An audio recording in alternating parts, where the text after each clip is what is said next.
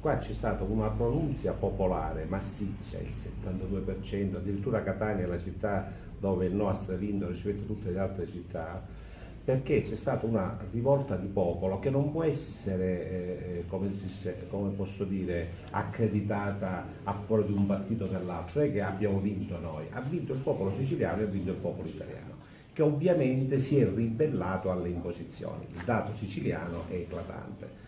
Crocetta si è schierato apertamente con il sì, un suo assessore Baccei, al quale consiglio di andarsene immediatamente, aveva minacciato i precari che se non avessero votato sì li avrebbe licenziati, avrebbe fatto avere i finanziamenti.